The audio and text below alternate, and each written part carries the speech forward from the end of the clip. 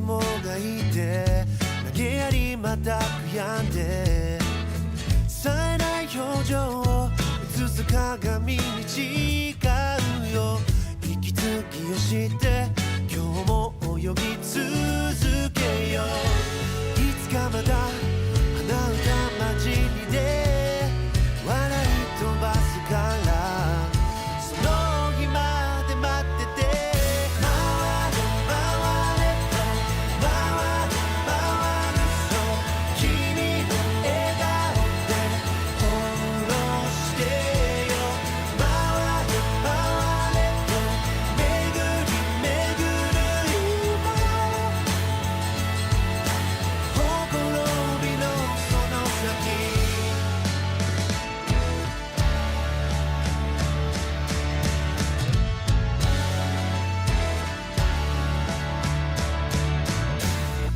曇り空の下答えもままで迷い続け揺れて弱音吐きそうになって映る影にそっと誓う言葉は一つさ諦めないよ今日も歌い続けよういつかまた鼻歌交じりで笑い飛ばすからその日まで待ってて回れ回れと回れ回るそう君の笑顔で翻弄してよ回れ回れと巡り巡る今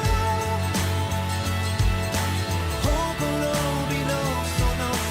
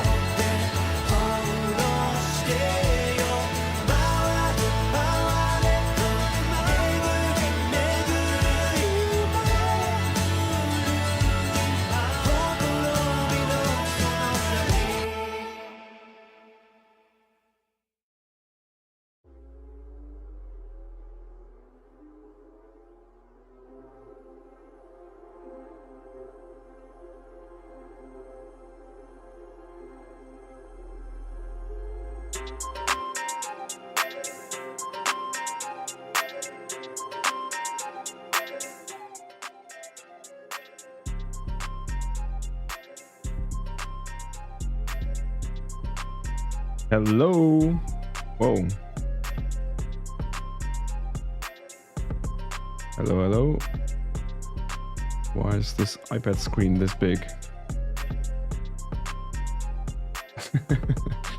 This is not how it's supposed to be.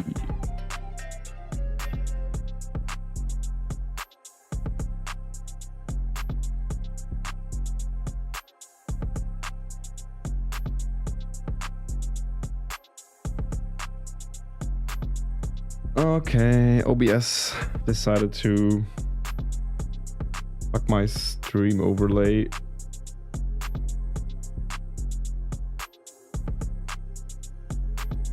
Weird. Well, bear with me while I'm trying to fix this. Oh no, that doesn't look right.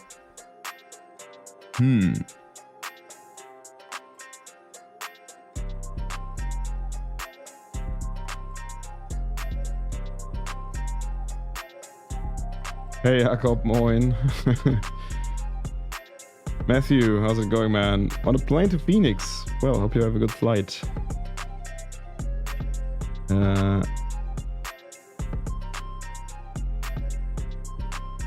OBS is all... That's my...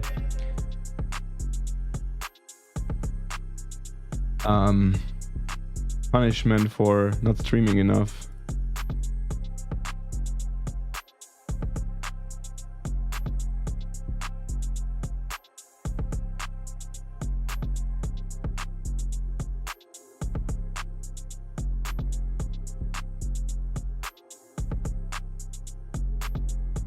Okay, that looks doable for now, but not perfect.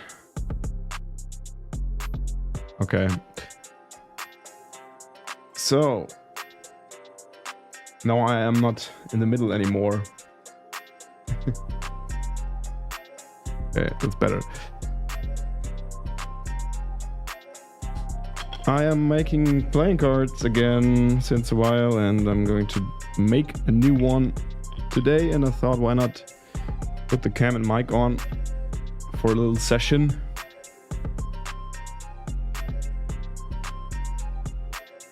So here we go. Hope you're all good.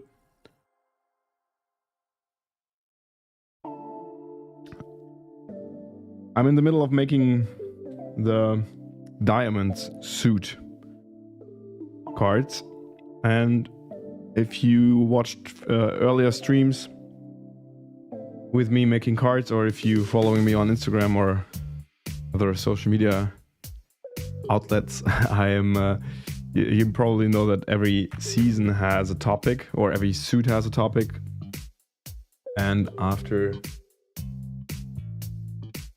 making the hearts cards, here's one, for example, which are based on little love stories. This one's actually a bit dark because the king has been left alone at the table. Nobody came to his date, and now he's a skeleton. So the heart cards were based on some love stories, very obvious, as we deal with the hearts. Then the suits, the clubs were gaming related,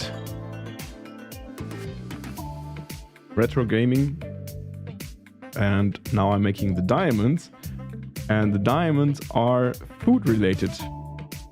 So here on my left is the king, the Jack of Diamonds design I made, the illustrations, and as you may guess, the food that I'm focused on with these cards is rather unhealthy. So it's kind of like guilty pleasures focused thing here. So we have this very cake and milkshake loving Jack, who is can I turn this here? No.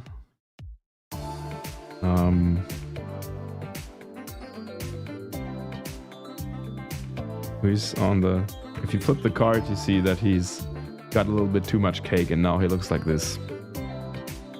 And now the next card I want to do is the Queen.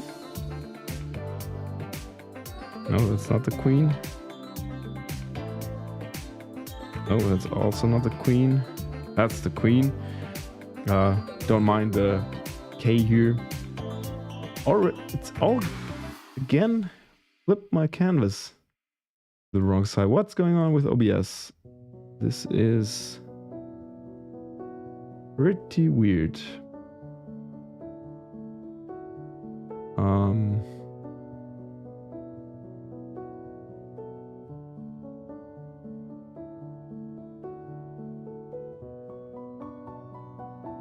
Okay, that's better. That's does some weird ass stuff right now, but okay. Yeah, so we have the Queen card. I don't mind the K here. That's just the placeholder for my little boundaries grid I made for the cards. So every card has the same layout. And give me a second. Just trying to find the chat again. There it is. Yo, Vidar, thanks so much. Hardcore fan. Love to hear that. Appreciate that. Thank you. I also put some cards here on top of me. So if you're not familiar with the project, you can see what the end result looks like with the animation. And yeah, so the Queen. I wanted to base the Queen on the liquid side of the guilty pleasures. So I mean, there's the milkshake in the King card, in the Jack card, of course, but I wanted to have the Queen kind of, or the focus of the Queen card more like to this martini glass. So that was my first idea. I already scribbled down, and it's in a very early stage here. So maybe interesting for you to just follow my conceptual process here. Oh, the chat is always disappearing. I'm losing my mind here.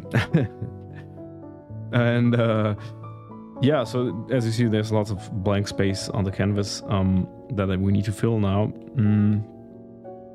I hope I got the shape of the martini glass right. I'm not sure at the moment if it should be bigger, like the container part should be more like this or so in on scale, or of course I could make this lower part smaller. I'm not sure about that yet, but we'll find out later, because I need to scribble in a couple of more elements, and then we'll see how it all fits together, and if the glass is probably a bit too large as well. Yeah, so I want to have this queen character coming in more like a evening wardrobe. I didn't want to give her some kind of cocktail dress, because I don't want to kind of sexualize the cards too much, or it's I mean, I don't usually mind, but I had a bit of a problem in giving the male characters like regular outfits, and then the female characters outfits that are supposed to be any kind of sexy. So I want to find like a middle spot here and give her a nice evening wardrobe that suggests that she's having a martini that night. So this is the outfit I came up with. I don't know. It's kind of an. I think about it as an overall. So I don't think she wears a top and pants, but more like an overall kind of outfit that will better to, like, you can see that better later when I'm coloring it, of course, because then the top part and the bottom part will have the same color, and then it gets clearer. Yeah, no, I'm not the big martini drinker. I can appreciate a martini. I also love like cocktails in general, but if I have a cocktail, for example, I'm a big fan of any kind of whiskey or rum based cocktails. I think that's always a good choice for me. For example, I just love an old fashioned sometimes, but martini not that often. It's not I don't know, it's not a choice, but more like doesn't really, I don't really have someone put a martini in my hand that often.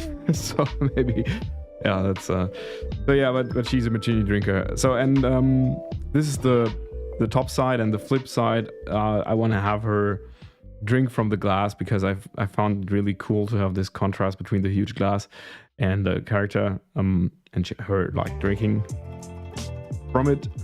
I found that quite cool, this contrast, but I still need a good middle part, and I'm thinking what to put there, because what I definitely need is something in a diamond shape. And I'm going to grab the, let me see if I got something here in the king. I always say king, it's the jack. No, not really. My empty canvases. Someplace I have some dummy material. Ah, there you go. This layer. This is the 8. Is it 8? Yes, 8 of diamonds with which are the cookies. So you see here, this is my dummy layer with the correct sizes of the diamonds. So I need to have one diamond shaped object here in the middle, as all the cards are based on this kind of layout. And I've been thinking to add another glass with another cocktail. Maybe she has a date and but we don't see the date, but only the drink. Or she has a martini and then he gets something else later on.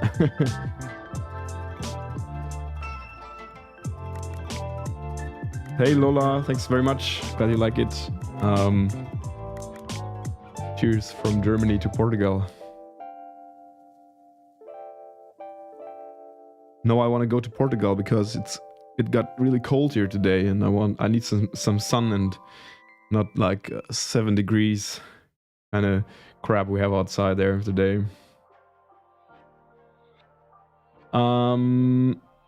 Yeah, so I've been thinking maybe let's make a quick try if a glass actually fits there. So I'm going to draw a circle for the glass's edge. Like this. Maybe the size is even not too bad. I'm thinking to make the diamond maybe some piece of decoration that is in the glass. I also wonder why it doesn't change the card that is on top of my head. Because I put some cards in there that are supposed to flip through, but it doesn't change. Always the king. Let me try. Let's observe and see if it changes in a moment. So it's supposed to like be there for a minute and then switch over to another card. We'll see. OBS is going for some weird sabotage actions today. So okay, let's make it a bit bigger. So let's say that's the shape of the glass, and let's make it like a tumbler kind of glass. And I think it will be difficult to fit it in there, so I'm not sure if I can actually do that here. Maybe a very, very kind of short tumbler, I don't know. We can be a bit like creatively free here, of course, and I don't need to stick to actual shapes, but still, I mean, I could place the diamond a little bit higher. That's not a problem. It's the same with there's the queen of hearts. Nice. Okay, that worked. So we can go for, I don't know, go for this maybe, and it can hide a part of her feet here as well. That's not a big deal if we draw over there. But this is of course a bit tricky, this part, because here we have, this is always the let's say the trickiest part of these cards, because I have these symmetrical mirrored compositions. And let's look at the one card that is already done, and I can show you what I mean. So we have the plate with the cake here in the middle, and then we have the symmetrical composition that,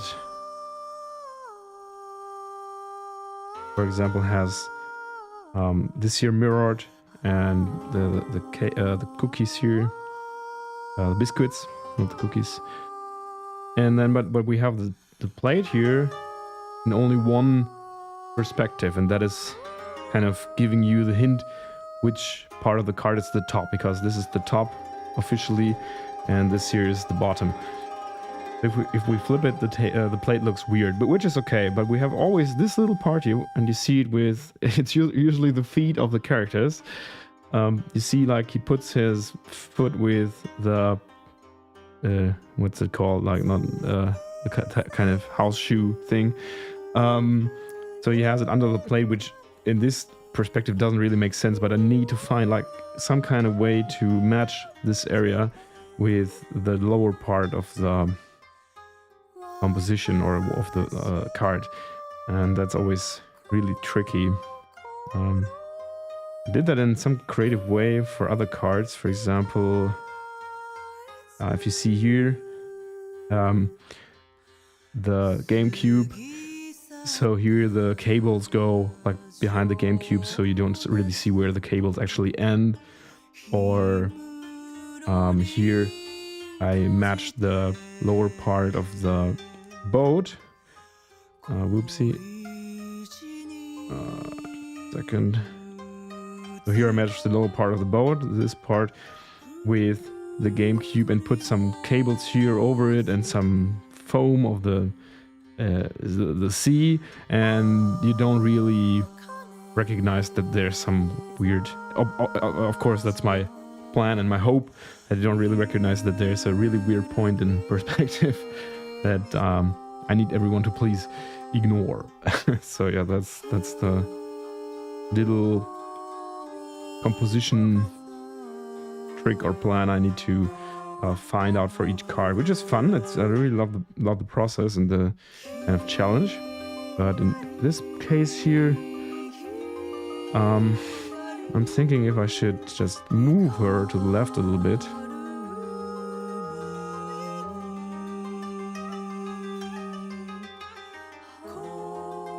Hey Mariam, oh, Portugal was rain for 2 months. We didn't have much rain here, it was just quite cold, but then we had a very, very nice sunny and relatively warm week. And now it's cold again. So, but I think the perspective for Portugal is probably more sun than here and higher temperatures. So, yeah.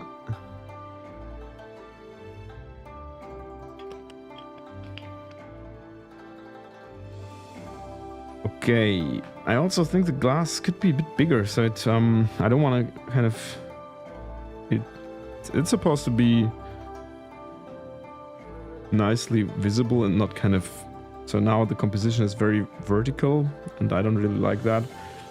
So I'm thinking if I could also move the martini glasses a bit, but in that case, yeah, it's not that easy. It's not an easy one.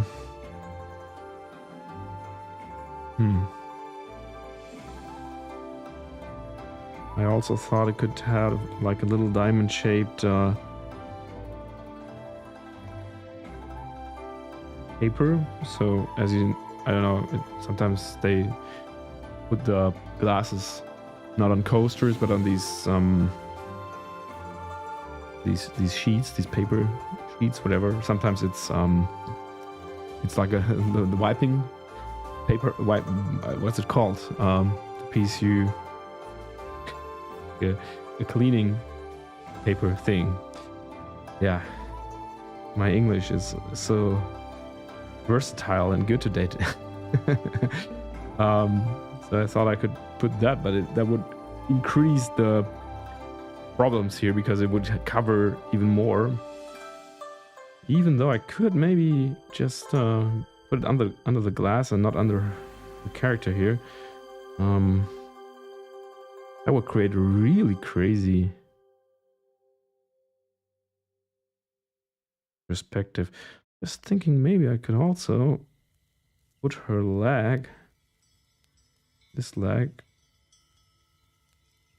like this. And then it doesn't interfere with the glass so much.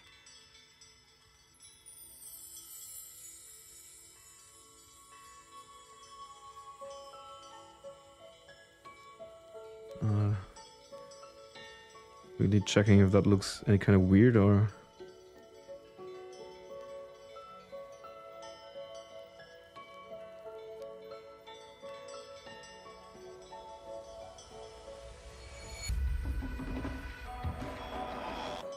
I think in Portugal it really depends where you are as well, right? So in the northern part is, from what I know or heard, or actually even witnessed, because I was in the northern part in Porto, and the weather was pretty different from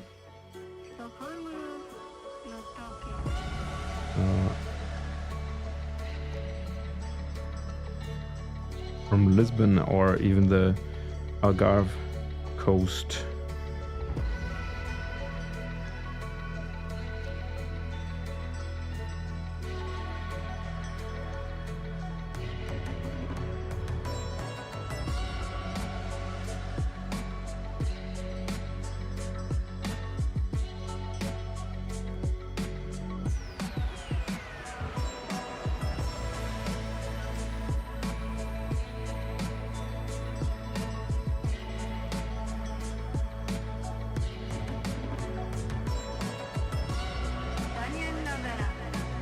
Okay, I liked it better before when she was kind of standing up with both her feet, but it could it matches her pose here as well, so I don't hate it.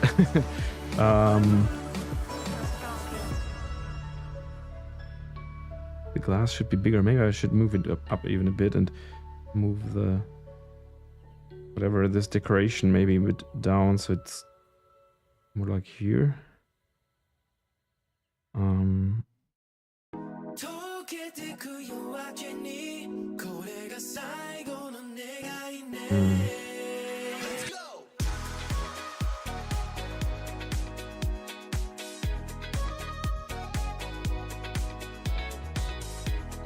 thinking of maybe a Negroni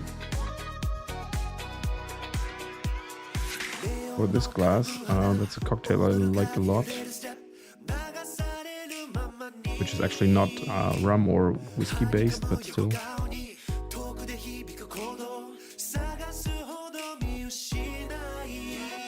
The girl's posture, no, it's a mix of references. So I looked for girls in overalls to find a nice like outfit reference. It's not like something I copied one to one, but I just saw some photos of a girl with like in an online shop with an overall outfit a little bit similar to this one, and she had this pose but more like in a photo from a shop, which is of course not isometric, but it's like full frontal to show the outfit. And when I construct these characters, it helps me to see a pose that it doesn't even need to be the right perspective, but then I can, for example, I have these base shapes in my mind. So like this is the torso and hips, and then I can pretty much imagine the joints and create this like from half imagination. But I do need a couple of references. It's really hard, especially because her pose, this pose here was a bit harder because it's the perspective is very distorted because she leans back this way, like towards the camera a little bit. So this is really kind of tricky to find the right angle. So I had to try around a bit and look at lots of references to find the right placement here. But it's really these basic shapes. For example, this is kind of almost like an egg put into perspective, and I'm trying to imagine these like main lines. So this is kind of the middle line that goes here. And then yeah, once again, like it's a really wild mix from anatomy, but I'm not really good at anatomy, so really not good at all. But it's a little bit of anatomy, trial and error shit, references and scribbling very basic volumes. I mean, your characters are great as well, but they don't follow anatomical rules that much, right?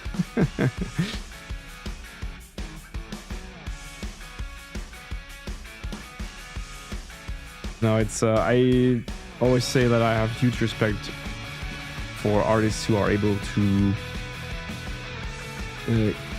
create in a perfect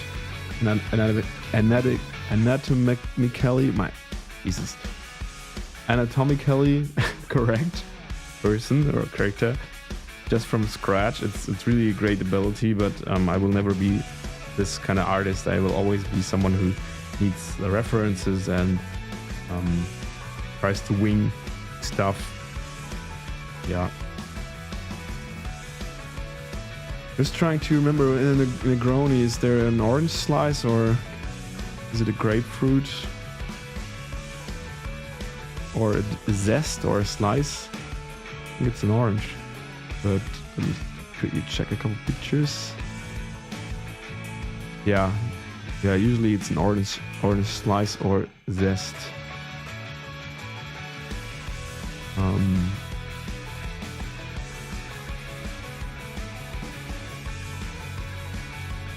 I like the color because, first of all, of course, the orange fits perfectly to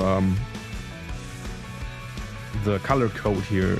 So we have this color palette for the whole series of diamonds cards, and this color here, or this color, or this color, are supposed to be the ones that I use for the diamond symbols.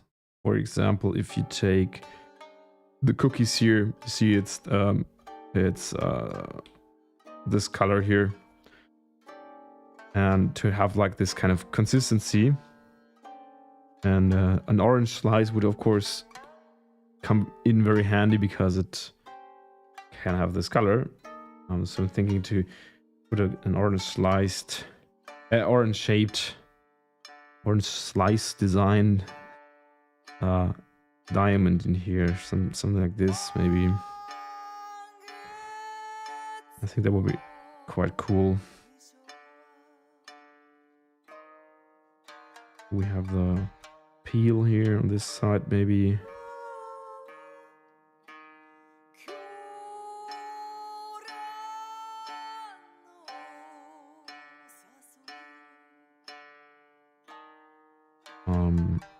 Yeah, that would be nice. And then the Negroni has, if you don't know it, it's a cocktail based on, I think, Campari.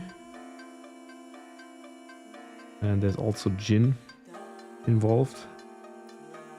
And the Campari makes it very red, so we can give the drink some color like this, for example. Or maybe better this, because this has a bit more yellow, so resembles the original a bit better, but that's something to find out later. I'm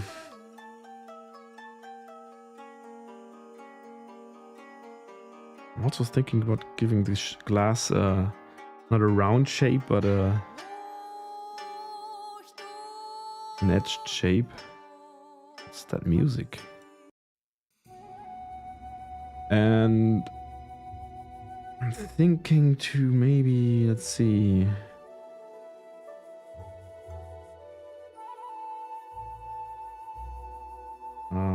How do you make a shape with 8 sides? That's pretty easy because it's a number you can divide by 2. So therefore,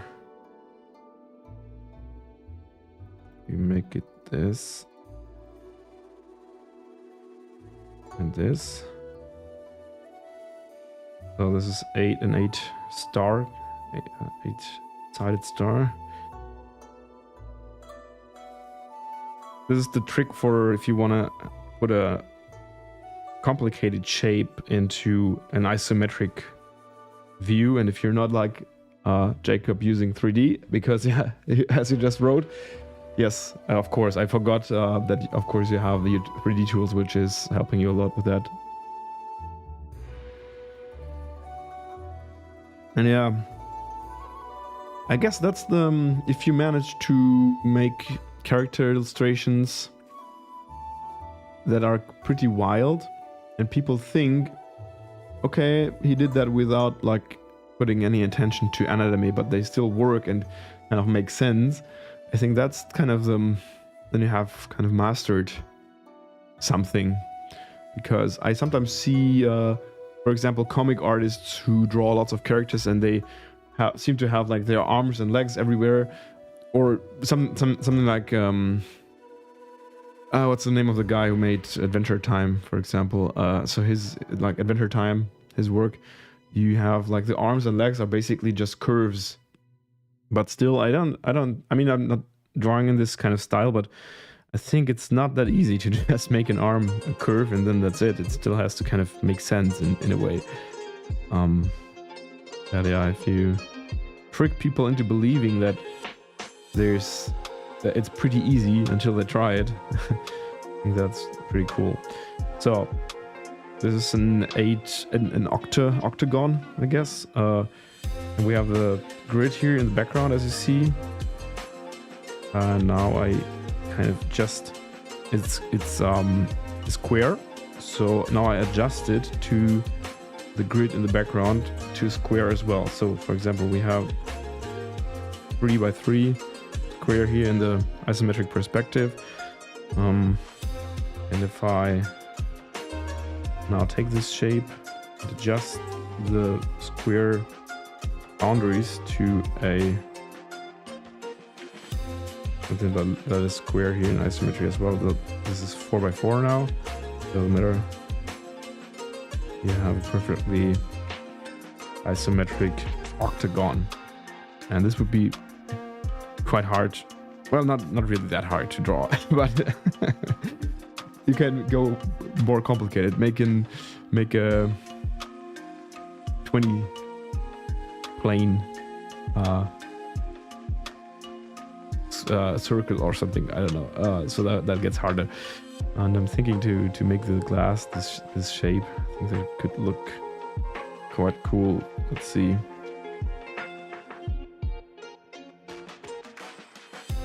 Let's see. Yeah, balance for sure. Yeah, and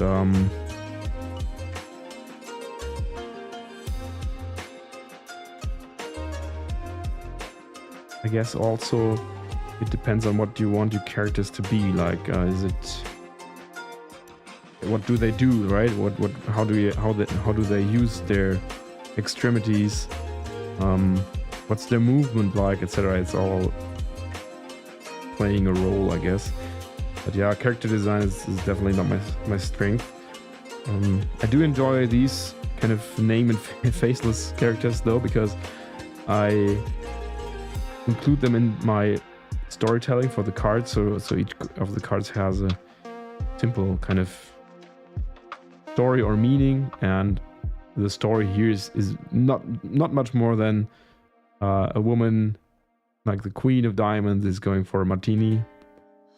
There's also little details involved everywhere that tell you a little bit more, and I'm glad that I can just use very simple character designs for that don't need to be kind of ultra realistic or have facial expression or something like that. That would kill me. Okay, I like this glass. It's cool.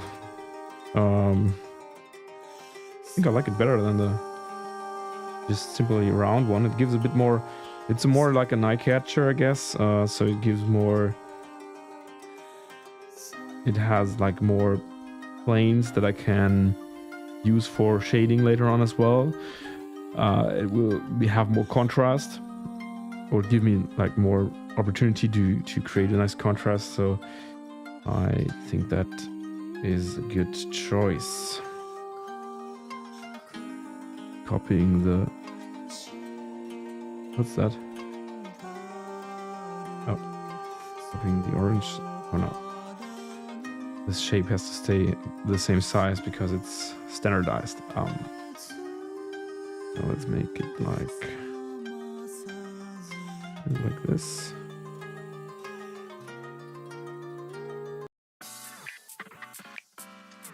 Yeah, it has more like a miniature look. I don't know why. I just wondered that myself. But it's giving me those vibes as well. Maybe because it just has more for the eye to attach to or something. I don't know. But I like it better as well now. Cool.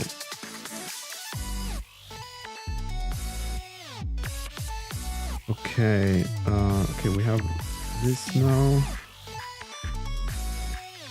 I have to get a reference for the orange as well, because I'm not 100% sure how the peel is attached to this white part that I always hate with tangerines, for example, when I have to try to peel off of it as much as possible, and it's not possible, and you have to eat it, and it's gets stuck between your teeth. I hate that. So yeah, looking at references a bit. Okay.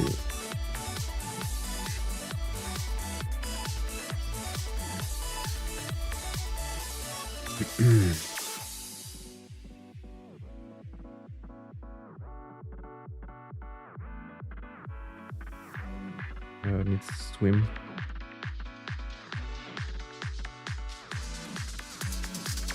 Okay. Oh, that's nice. Now I have to still fit it in there, so it doesn't go in the way of the martini glass too much. Yeah, and of course the whole composition is still very, very vertical right now, which is, I mean, obvious because I have lots of white space here that I'm going to fill, but I think I need to fill it with some thought behind it to make it a nice working composition that isn't so vertical, middle heavy. But we'll get there.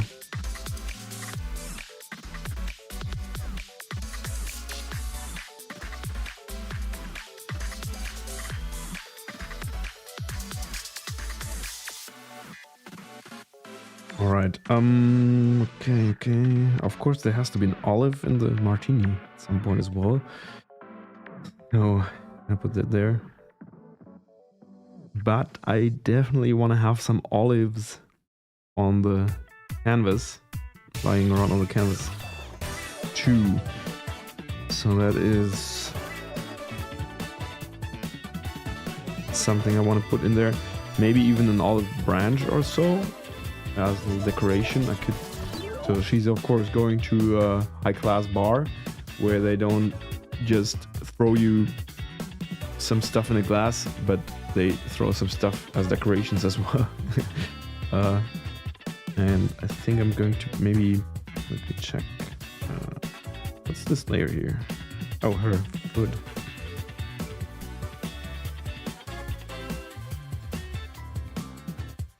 Yeah, I gotta find a solution for this. What if I tilt her a little? Is that working?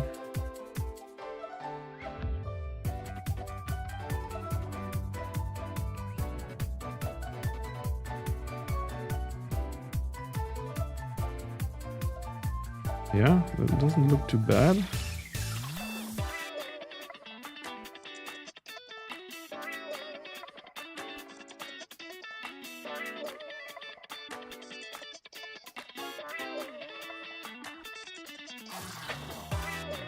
Yeah, I should delete this.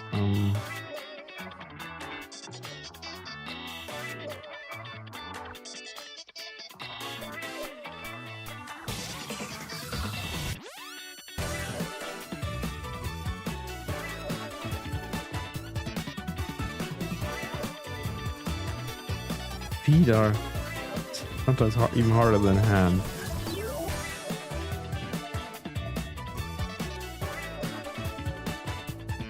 I mean, now she looks like she has to really kind of hold it with more strength, but it doesn't make sense. It's a huge glass. I mean, imagine this is a glass made of glass in this size. So, I mean, like this, it would be pretty. Including like 50 liters of martini, it would be pretty heavy. So, I mean, not completely unrealistic, but I think I want to tilt her head back a little bit, like so it looks like she's really drinking from it.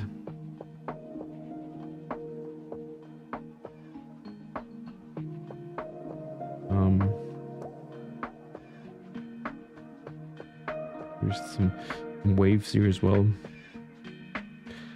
Yeah.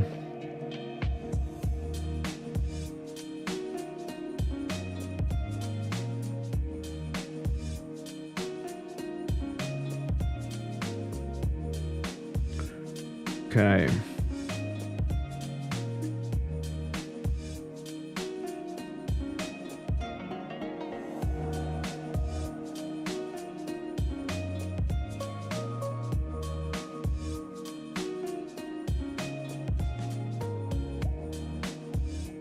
Yeah, and the question is, of course, what do I do with the foot of this glass here? Do I just hide it under there? I think it's... I'm surprised that it does look not too weird. But I could also put something there, so I could... I was talking about the olive branches, so I could definitely... That's olive leaves.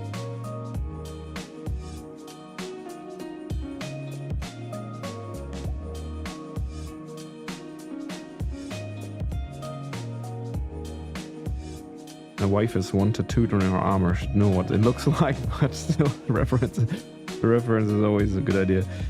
So these are these long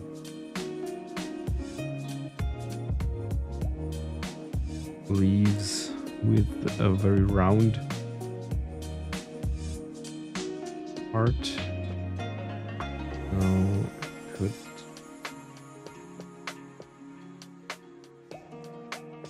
do something like that, and do a little trickery and hide the weird perspective, or what would give the weird perspective away, like that. That's not a bad idea.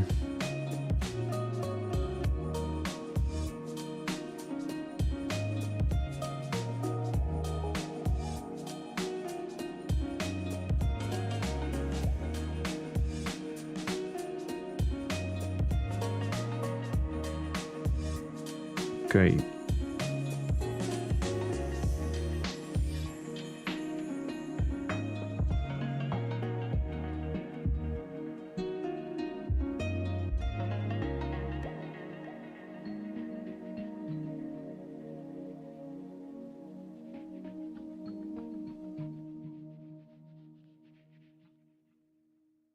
Good. For the other parts, I'm going to use the symmetric, like I'm going to draw them fully symmetric, because that's what later helps to establish the whole composition as what you first believe to be mirrored, but that what isn't actually mirrored in the end, at least not completely. That's what I really loved about my own idea. Sorry for tooting my own horn, but making or giving the size of the cards a little different states, or drawing some things in a different way, but still giving the impression on the first look that it's mirrored, is a really cool effect, in my opinion. I mean, I'm not the one who invented it, of course.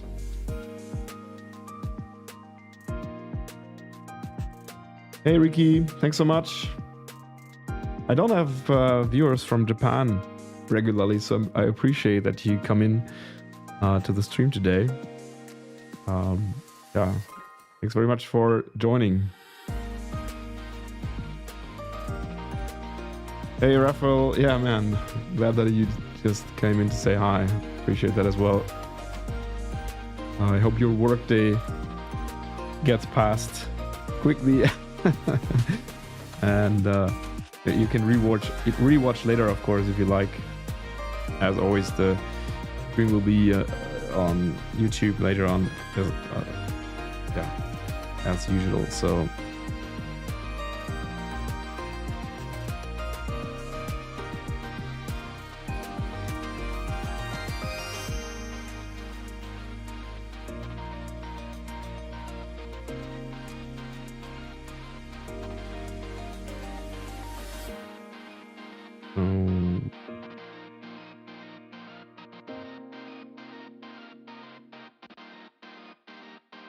following a clear concept here, just trying to see what the composition would benefit from. And obviously the centerpiece is always the center with the diamond-shaped object, because that's kind of indicating, apart from the index here, indicating what suit this is, and think these olive branches are kind of perfect to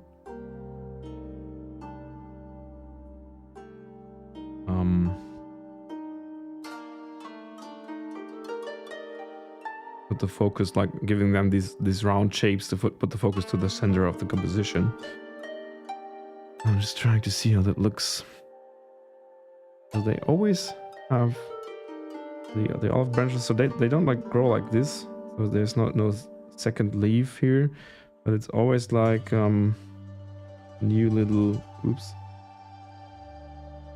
a new little mini branch turning into a leaf here.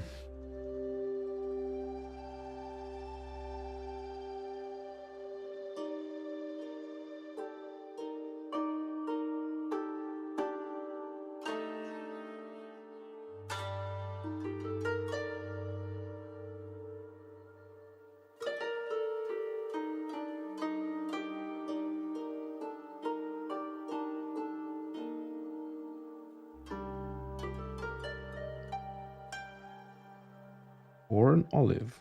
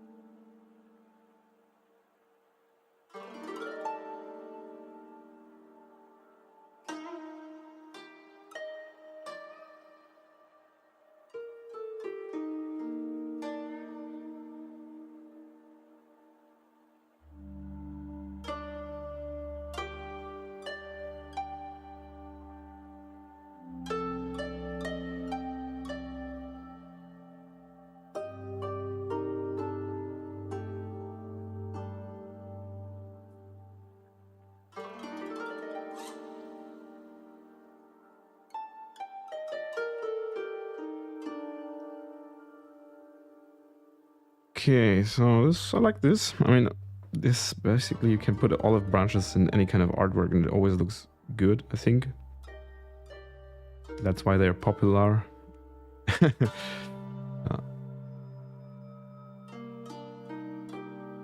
Yes, the color palette will be like this.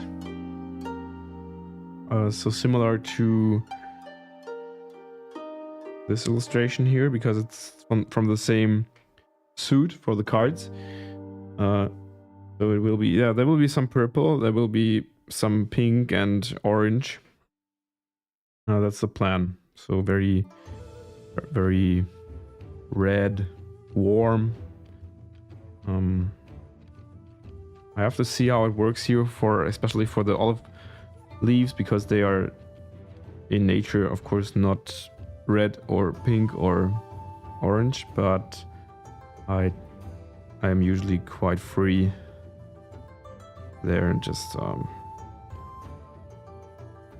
to the viewer's imagination to indicate them as olive branches. But that's okay. So I may add some more behind her here.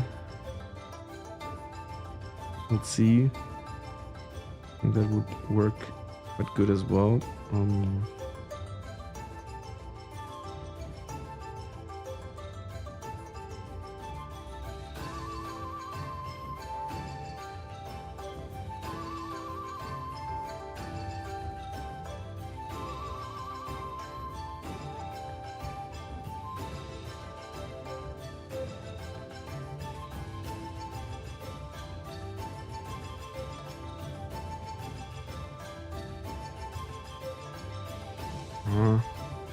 Maybe not like this. And I'm also just thinking what else I could put there. Wondering. Maybe some crackers or some savory snacks like or maybe peanuts.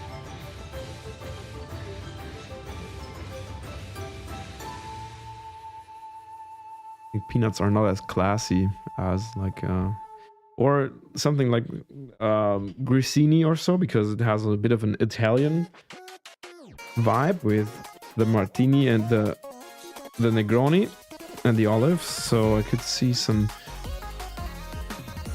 grissini or something like that. So as I'm not really familiar that much with drinking martini, I'm just thinking, is there a snack, martini snack? Is there something that is kind of classic to go along martini? To come with a martini? Fries and mayonnaise. I think that's not it. It's what Google shows me here. Oh, okay, there's pickled stuff.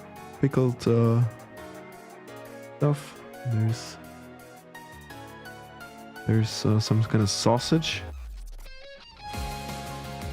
Maybe chorizo or something. There's mini pretzels. Okay, obviously you can just drink anything, eat anything. I appreciate that. But I like my grissini idea. The problem is they have a really weird, very long, very thin shape that doesn't go so good with my layout here. I want to try to maybe put one here.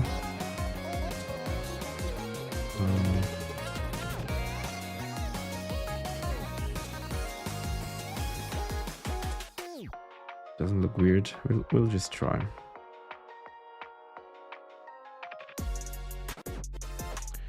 Regret? That comes along with the martini. Yeah. I mean, I thought about doing when doing this here. I thought about going for a similar thing with the martini, because he's. I'm sorry, I have to flip it over so you can see. So he's, of course, he also has some kind of hangover and maybe regret as well. So I have been thinking about doing a similar concept for her, with her drinking the martini, and then she's going to be hangover here. But I don't know. I like this idea of her drinking from the glass, and yeah, so I kept it like that. Okay.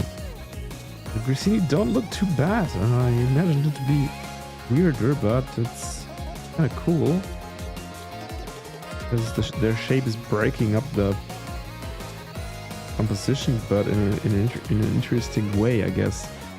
Could also have one cracked here and change the angle a little bit.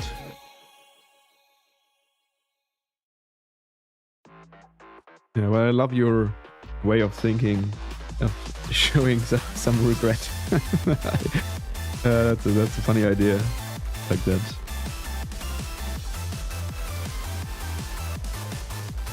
And maybe we can add a third one here. Actually, how this.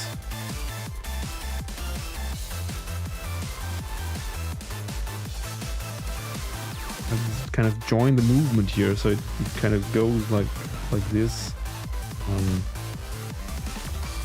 Kind of cool. Okay.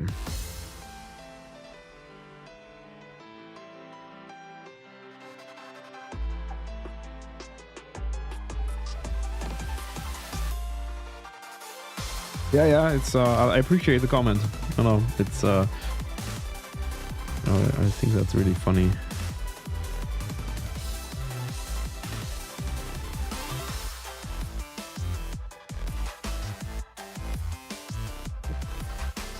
By the way, these overlays here in this area is something I'm going to clean up later, because Just want to draw in the stuff here first. And okay.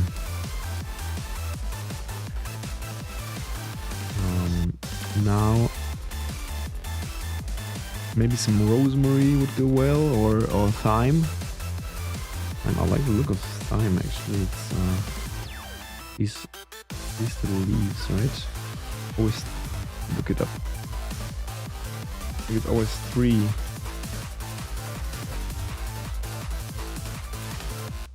Thyme close up. No, it's not always 3. No, it's more like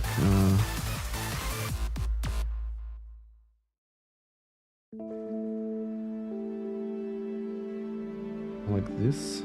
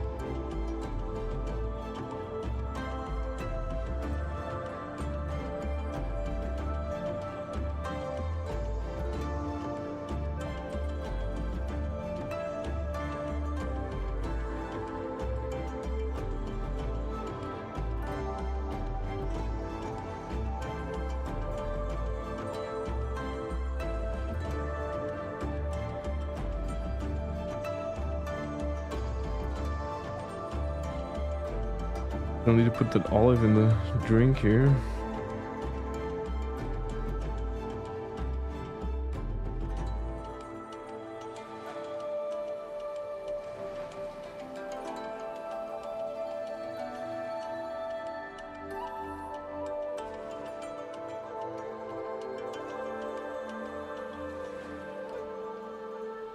Oh, there's always this little toothpick in there. That's a very martini standard.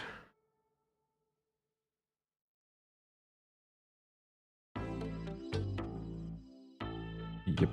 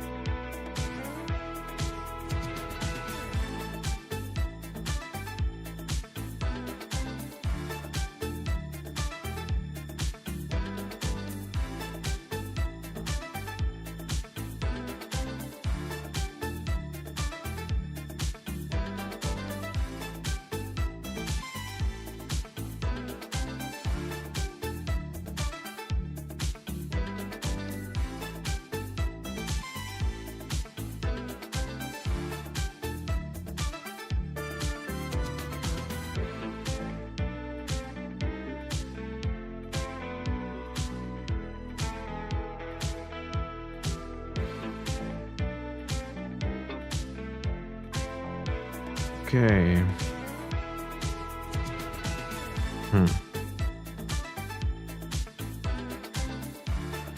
Bit weird that the toothpicks now show in the same direction.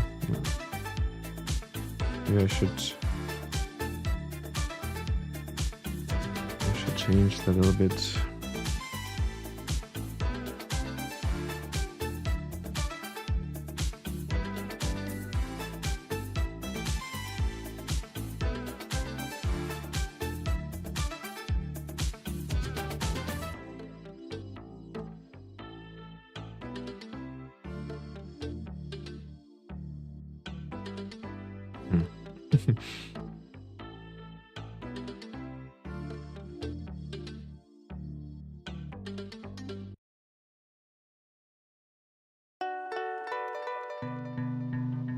That's not ideal.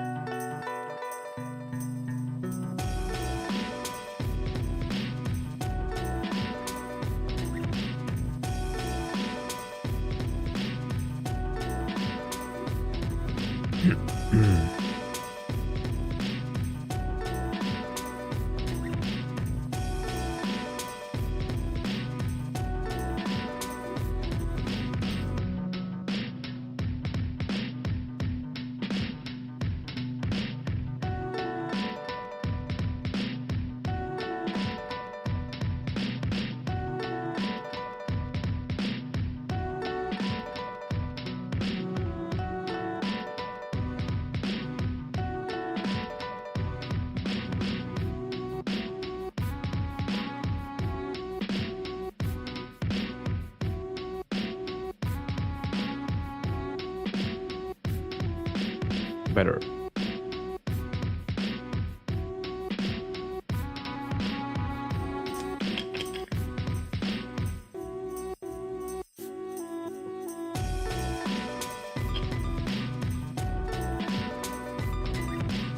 Okay.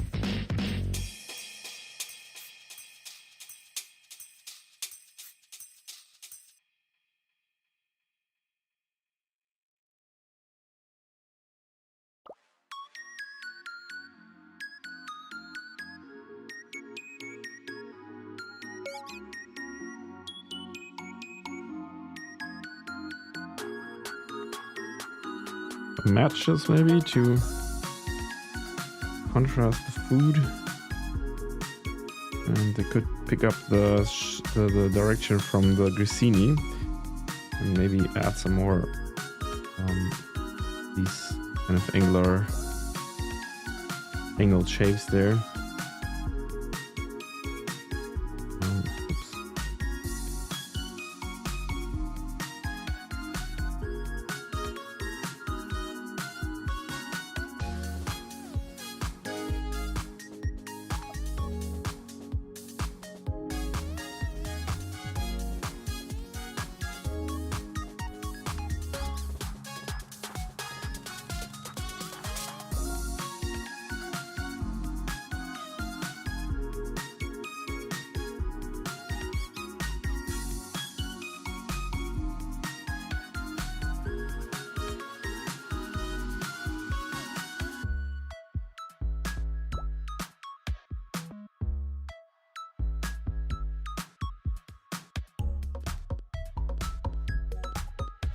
I really hope that Procreate at some point will include the possibility to also do these, if you cut something out, like if you make a selection and move it, it's not being picked up by the symmetry grid thing, so the drawing assistant, and you can copy and paste it. Of course, it's okay, it works, but it's a bit annoying that it doesn't directly work. Okay, so where are we now?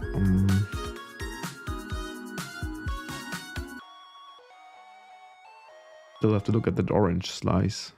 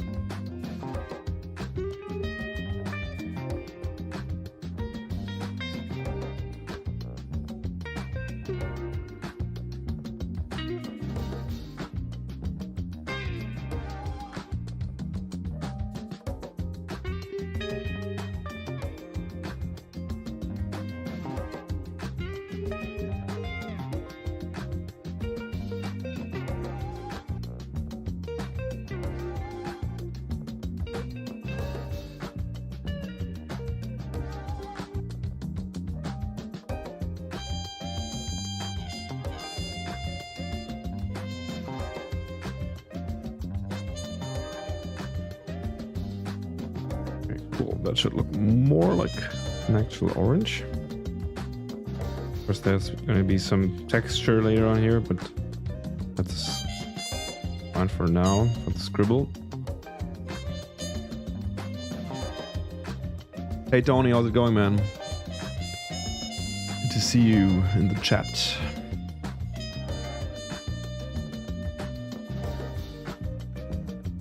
Hope you've been well.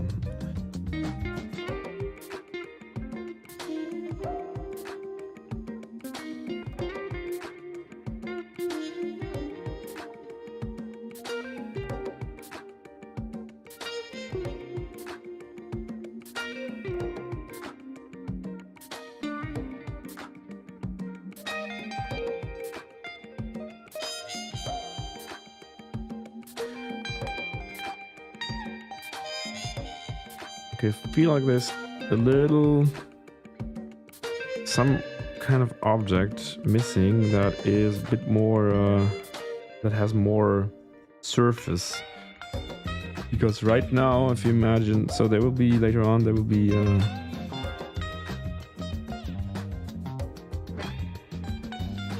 this kind of shape in the background.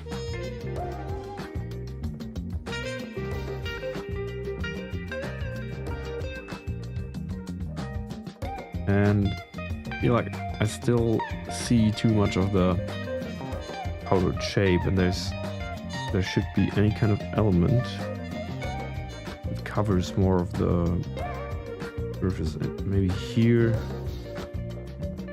So maybe I should add a cracker or something like that. After all, anything that is a bit more that has just more surface. Because the leaves of the olive are very thin, so they don't cover much.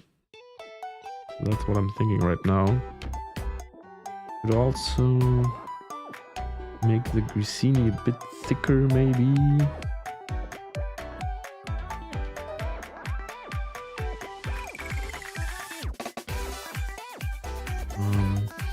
Even though they're very unique. The unique look is that they are thin, so I won't change that too much. And it also doesn't really help much with that issue I mentioned. Anyway, so this space here is a bit empty. It's not about filling everything in the composition, of course. It's allowed, or I allow myself to use white space, of course, but these cards concept is very much that, especially the court cards, the Jack, Queen, King cards are very detailed, and there's lots of stuff going on, lots of things happening. So I don't want to leave too much white space. Because it sometimes feels like, oh, I need to cover every little bit of the image, and that's definitely not it.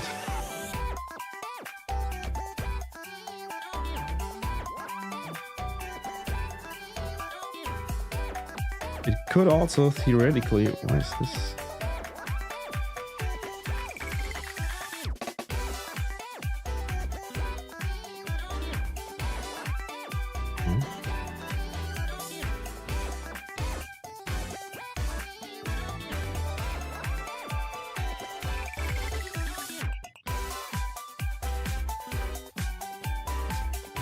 I just had a thought. Where's it gone now?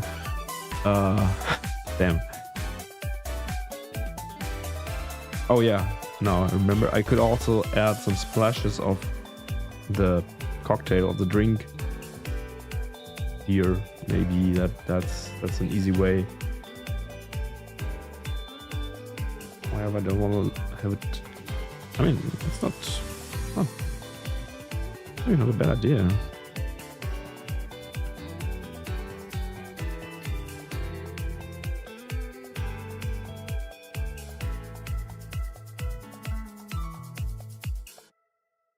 Hey Ezra, thanks very much. Glad you like it already, even if it's in a very, very early stage. But I think we are not too far away from doing some outlining work as well, so going somewhere. I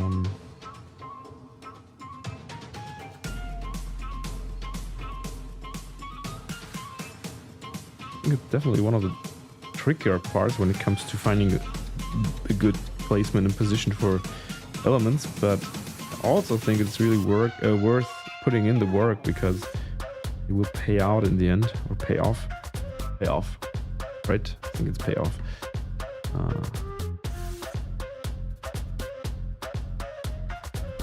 So, I mean, the splashes are, I feel like I use that a bit too often, because I have it here, this card where we have the ink splashes, the poor girl writing a love letter and then obviously getting not her desired reply. And I also have splashes, well, kind of here, some liquid forms thing. Well, okay, that's not extremely often. And I have some cream, or yeah, some cream from the milkshake here. I think it's still okay to go with that idea if I don't have anything better.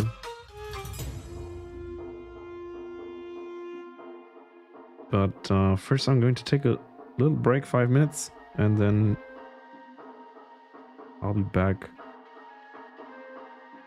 drawing more spilled Negroni.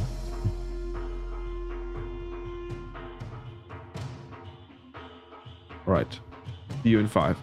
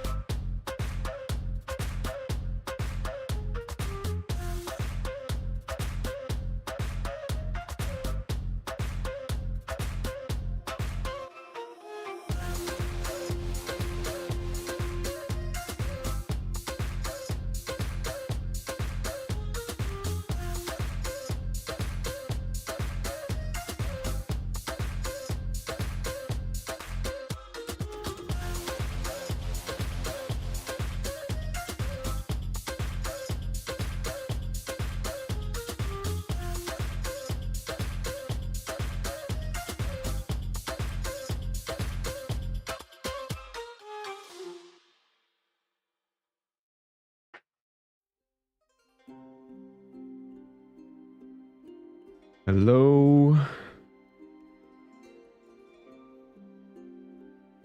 I brought some nuts and raisins and cranberries. No raisins, just cranberries. That's much better because I don't like raisins.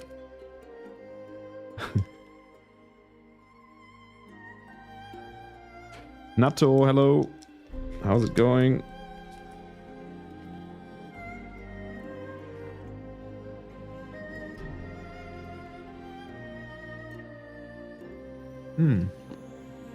Hazelnuts, almonds, and peanuts.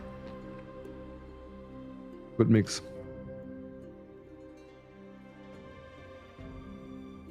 And cranberries.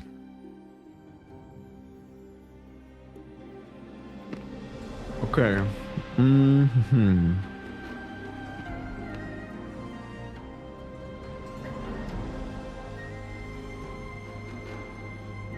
Maybe the burnt match can have some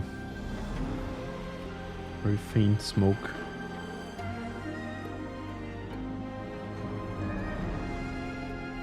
Trail of smoke here. That.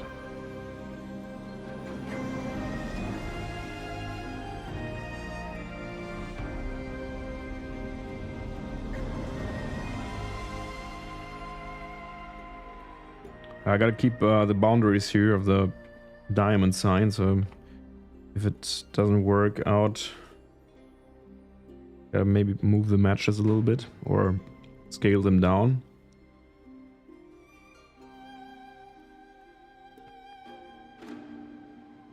Any advice to work on a portfolio for book covers or book illustration?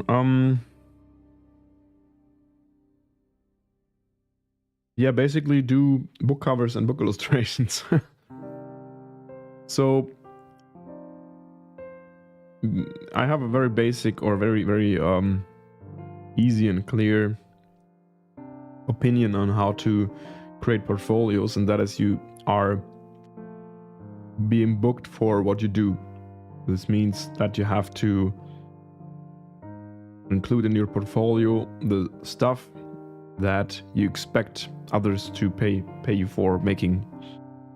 And clients often are very, I don't want to say they have low amount of fantasy, but cutting them some slack, it's I think it's, to me, it's very logic that someone prefers to hire someone who did similar things to what they need, you know, so they don't have to like enter some risk in hiring someone who does, for example, scientific illustrations for editorial. So what I do, if you don't have any references from the area, I just do fantasy projects of actual covers. So you take a cover of a book, maybe something you don't like that much, or something you think you would have done better, maybe, and make a project out of redoing the cover. And that's something you definitely can put in your portfolio. I would just probably avoid sending a portfolio sending a portfolio with redone covers of a certain publisher to that specific publisher, because some people don't well, I don't know, something I think that it can be discussed. There's some artists, or for example, if you have an art director looking at your portfolio, there are art directors who would take this personally, like, okay, you thought the work we have done here could be improved. And some would probably be impressed by that. Yeah, it's difficult. I'm not sure. Maybe trial and error and see what happens. Yeah.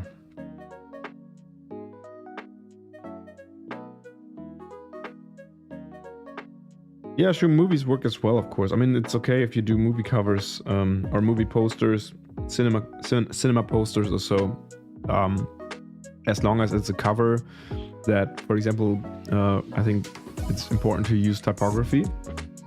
so people see you can work with typography. Because if you only have illustrations in your portfolio that are kind of full-sized images that work as a standalone images, that doesn't show your ability to include a title and subtitle and whatever. But yeah, that makes sense. I mean, it's but that to me it's not relevant if you do like or in my opinion it's not relevant if you do cinema posters or a book cover.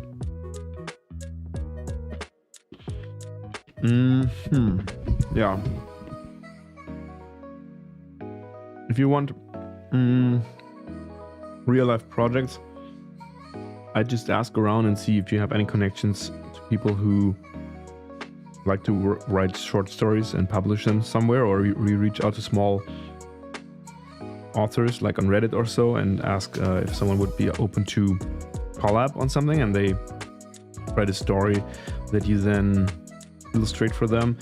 Just make sure they don't use it in a commercial way, because then you should charge them money for your work, or you could even charge them something for, of course, but maybe a small amount that is where everyone is clear that this is no freelance budget, but something like a friendly personal deal.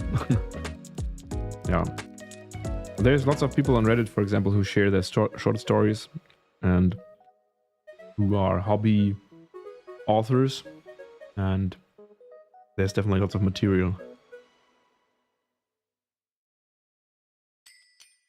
I can also recommend not doing something you like as a practice.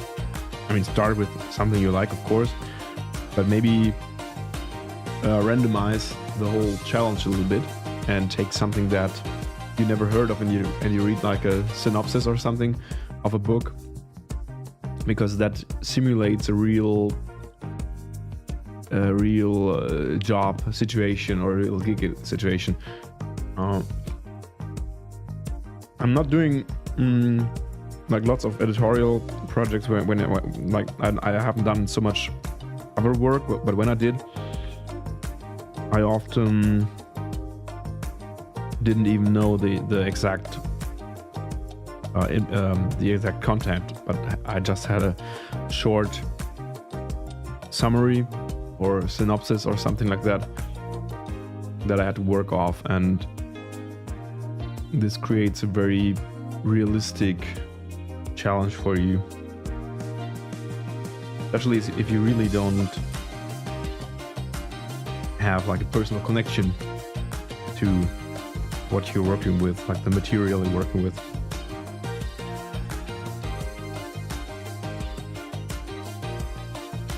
Alrighty, in the meantime, this is looking not far from finished. Just gonna add some more olive stuff here, maybe. I need to flatten the illustration now.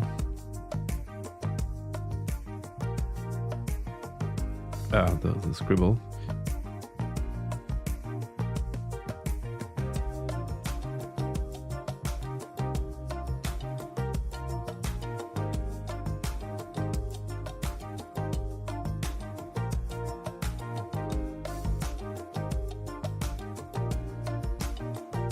I really should do more, or I should start doing creative challenges again, because this is the exact stuff that we did in my several creative challenges a while ago, but I felt like the interest in these challenges wasn't really there anymore, so I didn't pursue releasing them.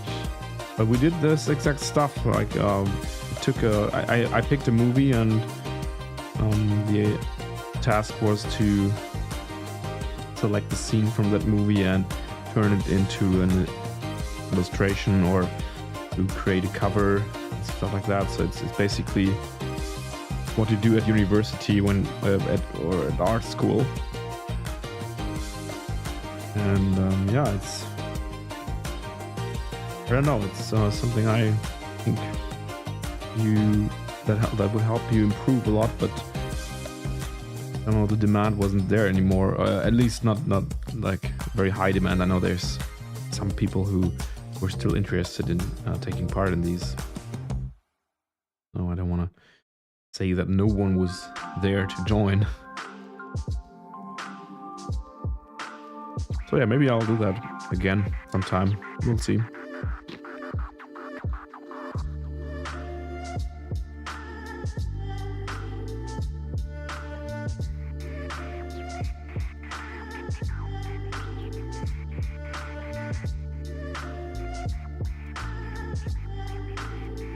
Yeah, do you mean like that you don't have enough time, or you're missing the skills?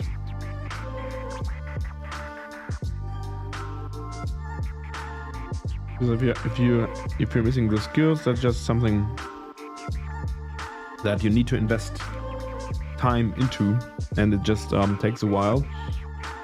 And if things seem to be overwhelming, you can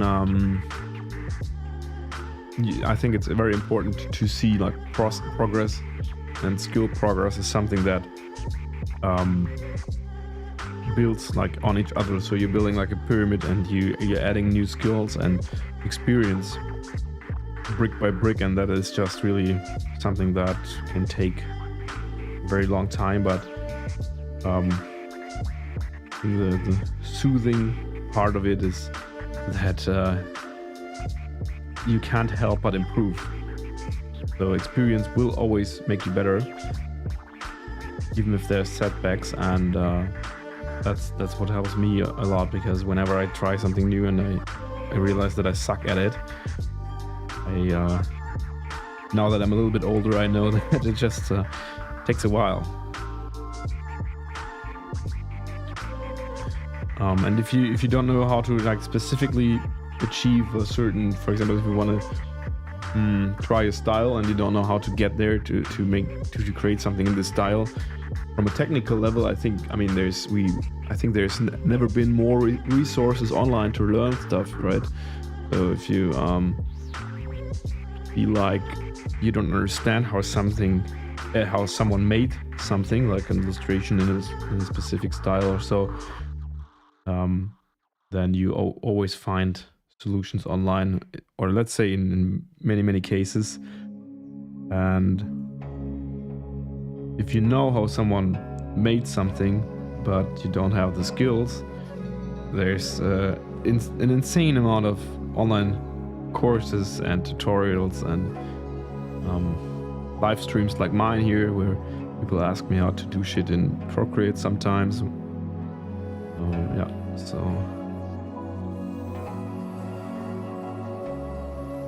like when I started learning stuff, I had to buy CD videos, like tutorial videos on a CD from places. No, Siri, go away. Go away. Okay. So it wasn't online, all that stuff. So you have a big advantage compared to me. Hey Dominik, was geht?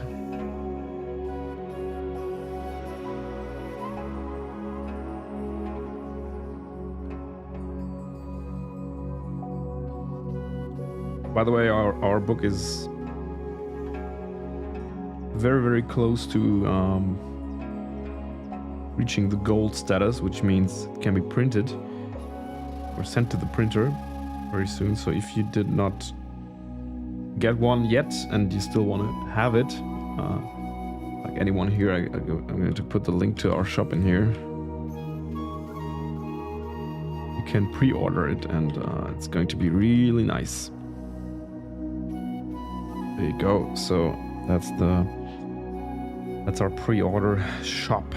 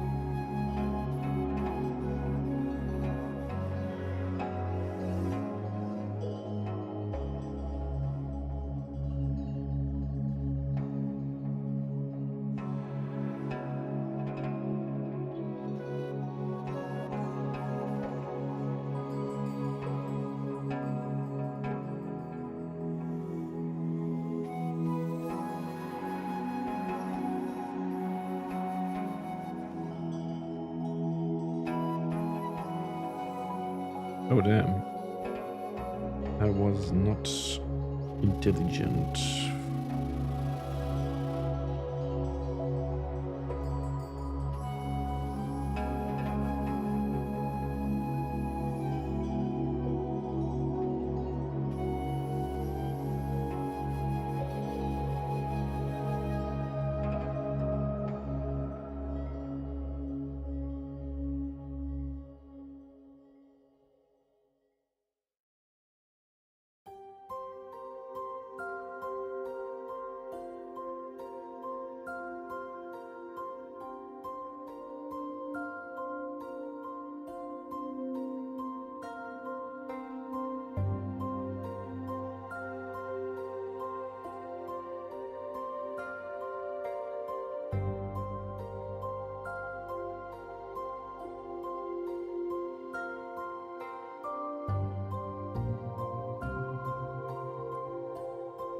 I think I'm going to take a final look.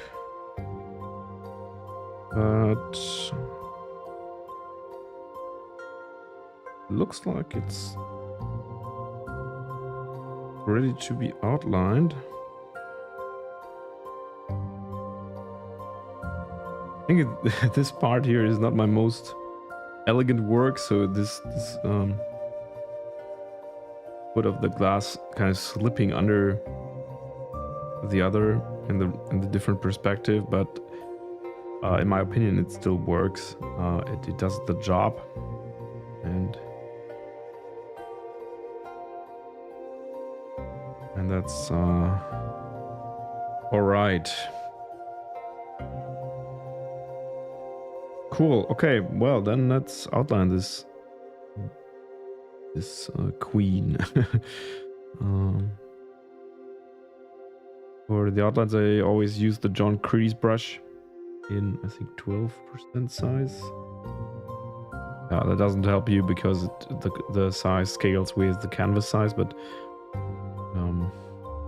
I always have the standard same size.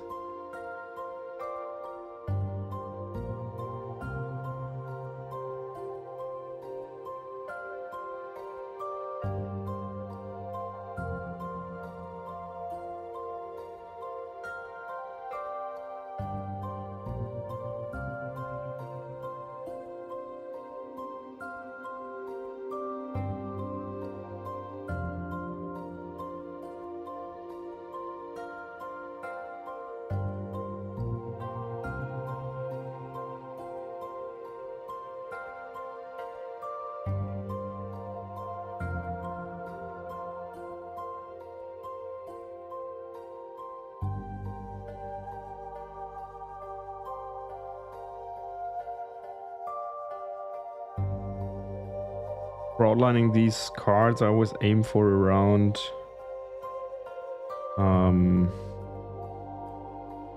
2 to 3 hours. Try to not go full crazy on the details compared to other of my illustrations. So it's more like it's a relatively thick brush compared to the size of the end result, which keeps me from going like from zooming in too much. On other illustrations I sometimes use thinner brush,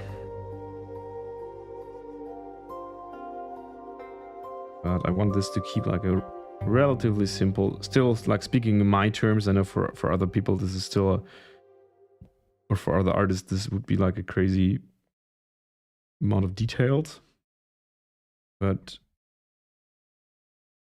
relatively to my other art, I want to keep it or give it a little bit of a simple touch.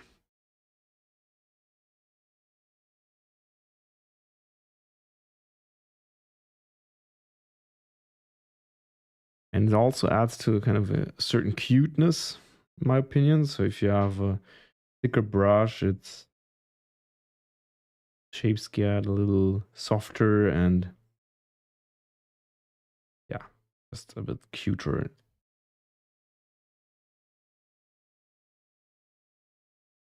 I have a weird tangent here with the hair. So if I draw the hair like this, it continues into this line, which looks weird. I'm going to change her hair a little bit.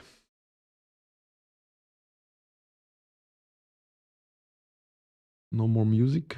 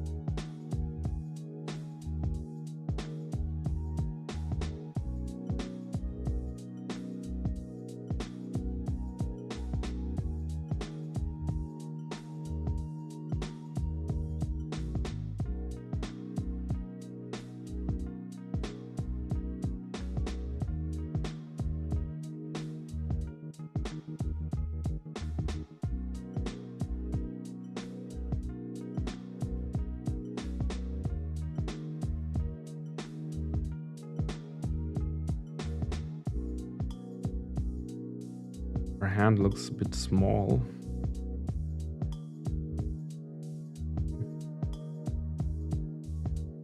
Even though I don't know.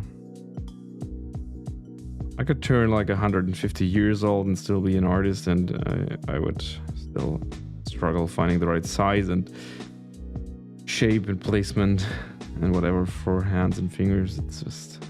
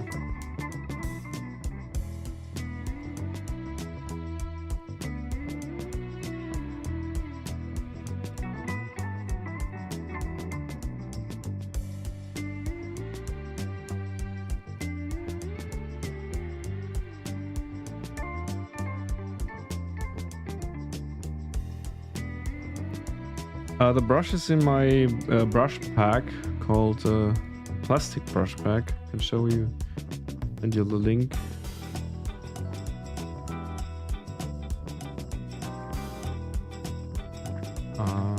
It's this one here.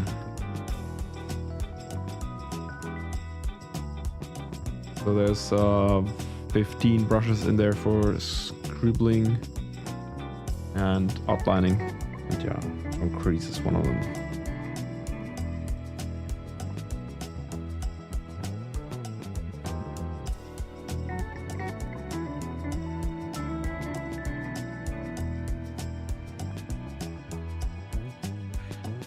Thanks very much, M. Appreciate that.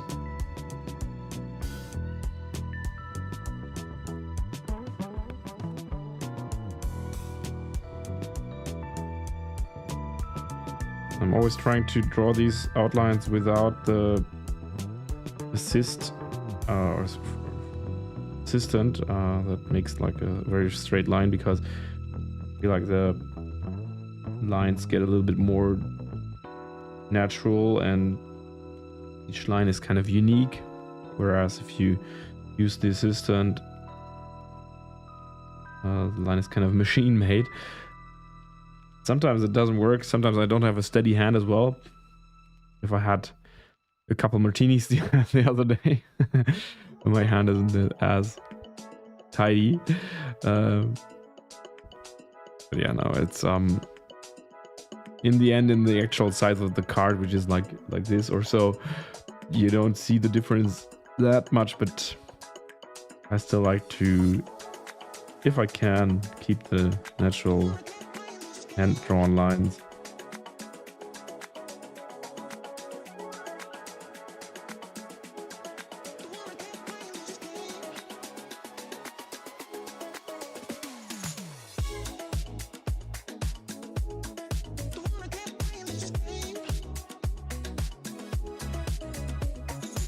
Thanks a lot, Mood, or Mood. Glad you are still using it. It's really been there for a couple days now. It's a veteran brush pack, and I still use them every day. So every day when I draw, I use the plastic brush pack, and I rarely change any others. If I change, for example, I use the Warren Inker for the Mirror Dreams book, for the comics in the book I made. It's not that different from the John Kreese, actually. It's a bit tidier. It has like cleaner edges, but it has a bit of a similar expression. That one is actually for free, so you can download that. The Warren Inker, I think, yes, it is here. Also, harbo.com/isometry.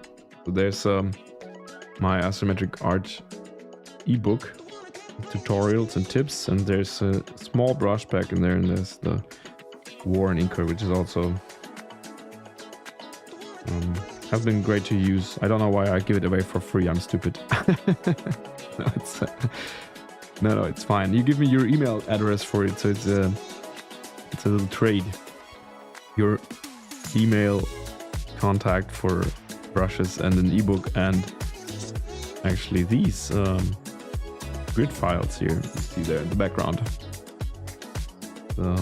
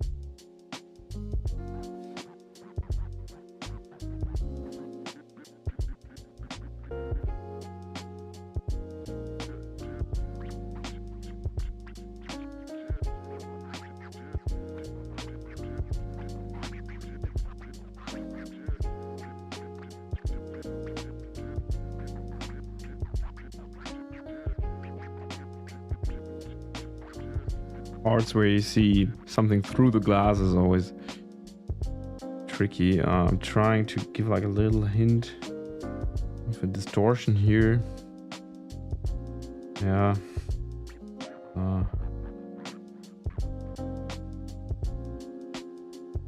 Gotta be careful to not over complex it to make so people can still understand what's going on there and read the drawing the way it's intended to be or to look. But when these transparent effects work well, I feel like it's always a real not a game changer, but pretty cool.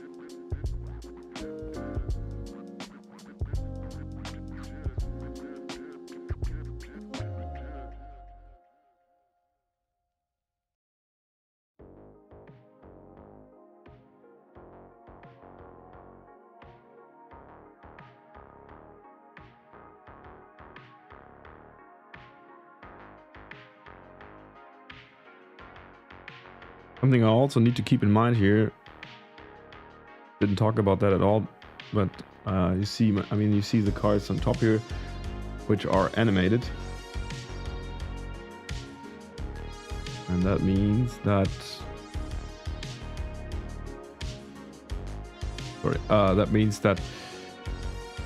you see these layers in the cards, when it moves, that there's a little parallax effect.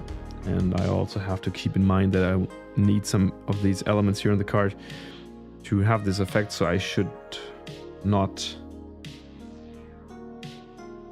create all the outlines on one layer, but now at this point I need to think how I want to have it separated here. So and my idea right now was that I will have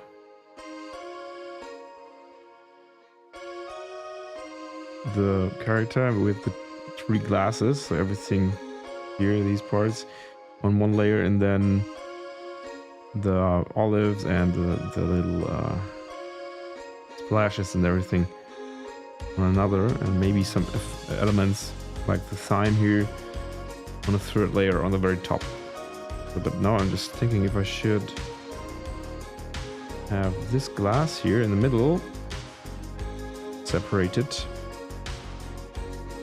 to add a transparency to the glassy areas here and have a really cool effect when it moves. When it moves in the animation later, because of the nice transparency, which always looks cool when it moves. So I'm just thinking if that's a good idea or not.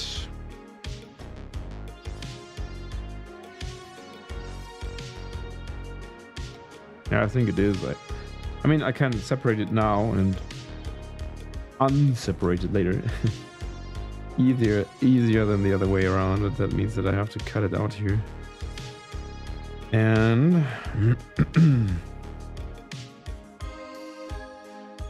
clean it up again here.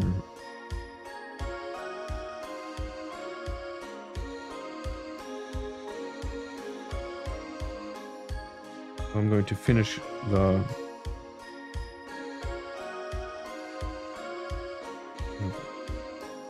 to draw like the areas that are not visible because they're under the glass here.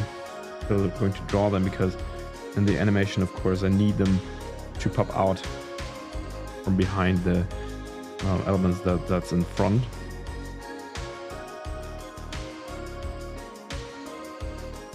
So yeah, Bellfire size and DPI resolution. It's let me check. It's 4K wide and 5556 pixels high. So I usually, with everything I do, I usually work with a 4K canvas on the small size. So this is 4000 pixels wide, which is large enough to do a lot of fun things with the illustration later.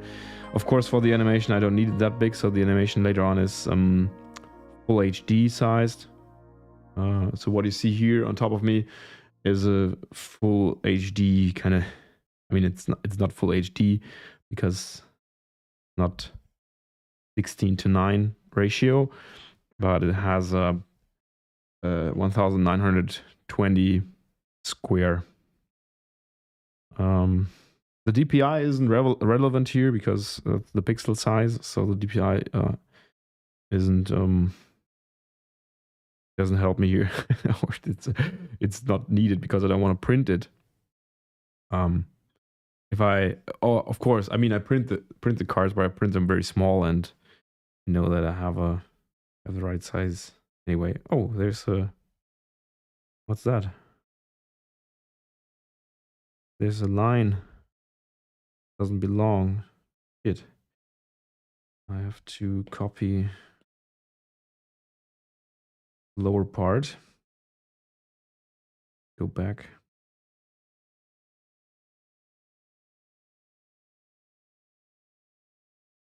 Oh no, what did I do?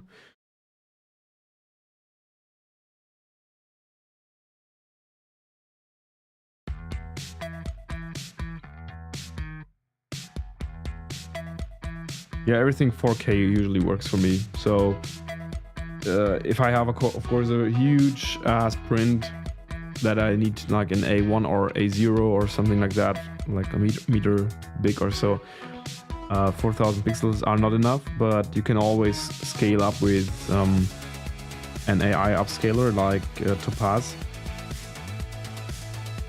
and their quality, like the quality of the upscaling they do these days is so good that I don't really need a damn it, that was wrong again. I have to draw it again. It doesn't matter.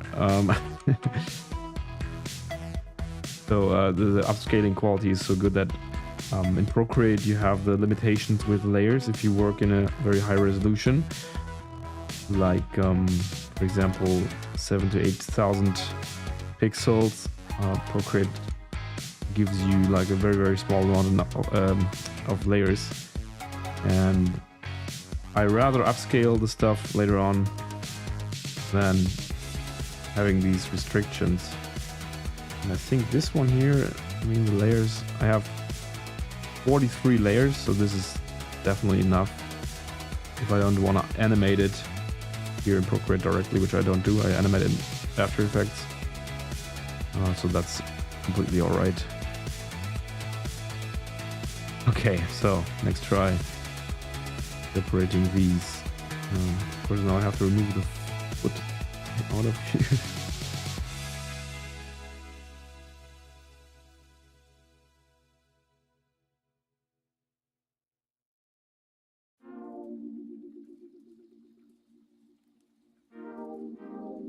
Okay.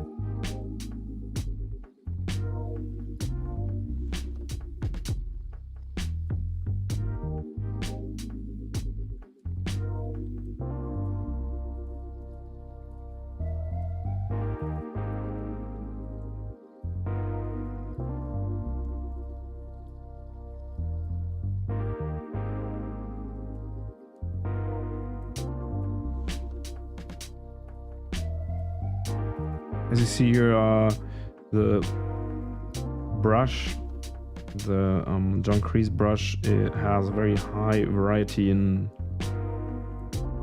thickness, so it reacts very different to how hard I press down my pencil. Other brushes I use don't do that this much, and it's one of the aspects or one of the features a brush has that gives you the most kind of control over the style and the expression. So with John Creese, you see there's like this variety, and there's also like always a bit of a movement in the lines, and always a bit of this special kind of variety. While as a brush like a Vincent Vega, for example, that you mentioned before, who was that? Mood was that, right? Yes. So this is your favorite. You see the variety here is much different. So now I'm pressing almost none at all, and now it's full pressure, and you see the difference is very small. There is a difference, of course, so there is a dynamic in there, but it's much higher with Mr. Crease here. And this, like, putting in these thoughts, like what are helping you deciding what do you want to achieve with the look of your illustration, or what's your plan with this. And here I wanted the illustration to not be too clean, but more alive and dynamic. Of course, I mean, it's if not changing the whole vibe and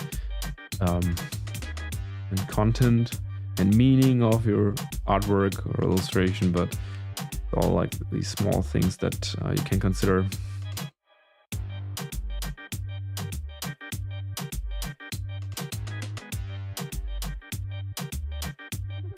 No, I only used Procreate Dreams once for one animation.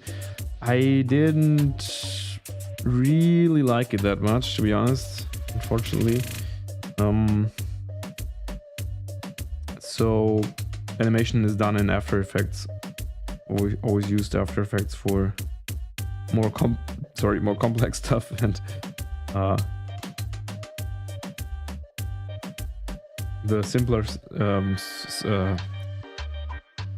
frame-by-frame animation is done in Procreate directly, so I don't really use Procreate Dreams for these.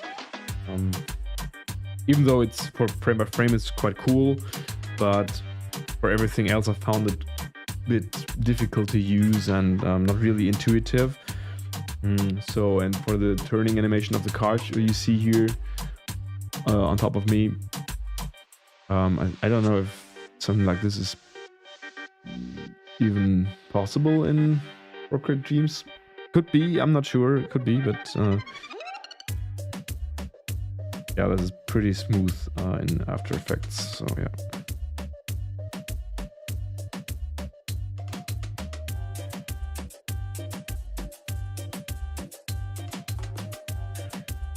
Okay.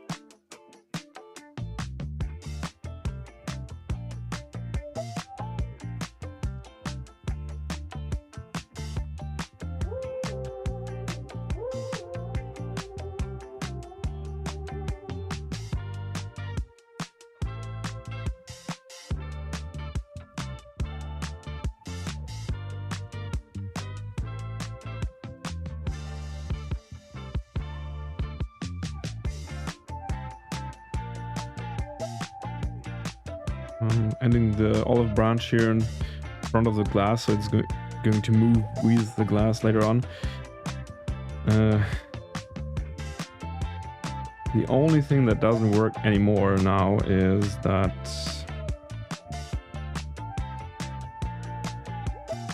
for example, here in this area, I had planned to have the olive branch go around the glass, so one of the leaves is going behind the glasses. I don't know, thing where you grab it, and the other parts are going in front of it, so it creates more depth and three-dimensionality. So that doesn't, of course, work if you have to put them on different layers. But it's okay. It's a price I'm willing to pay here in this case.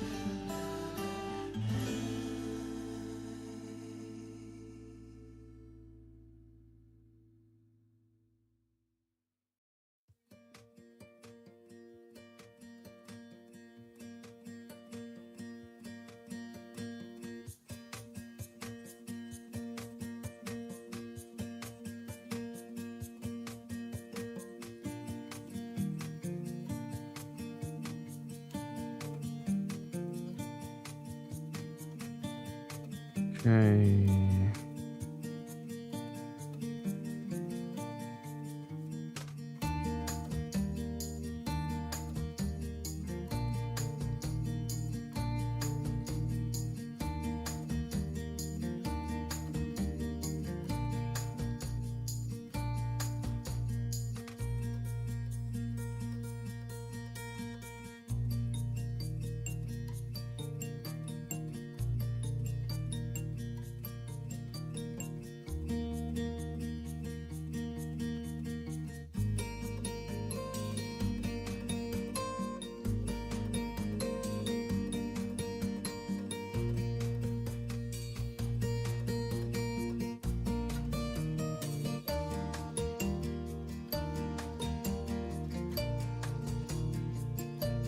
Back to the martini.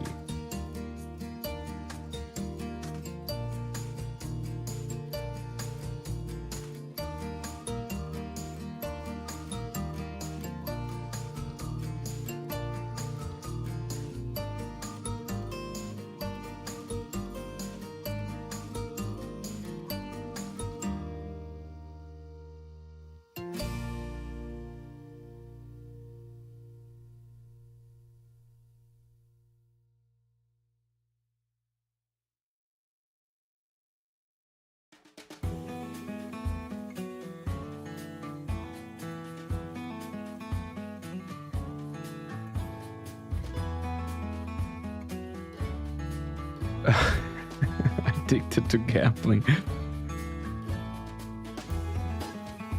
Yes, of course. Why?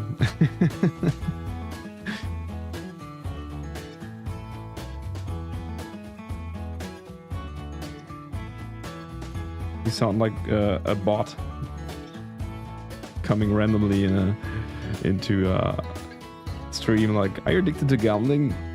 Yeah, I gotta admit I am. Oh no. Okay, here, I got a website for you. $50 free bet. You register today.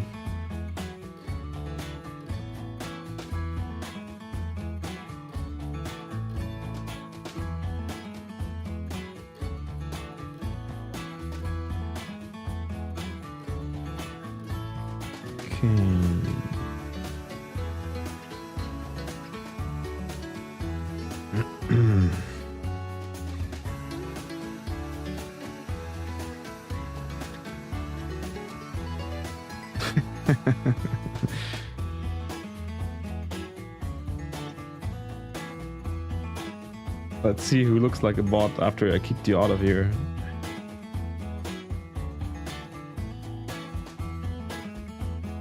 Kickban.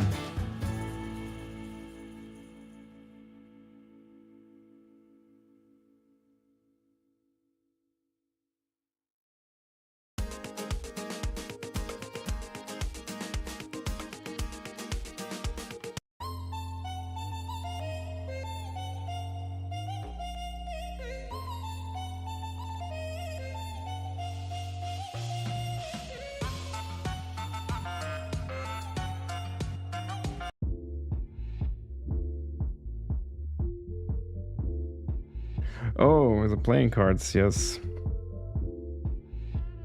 I want to make other people addicted to gambling using my cards. No, of course not.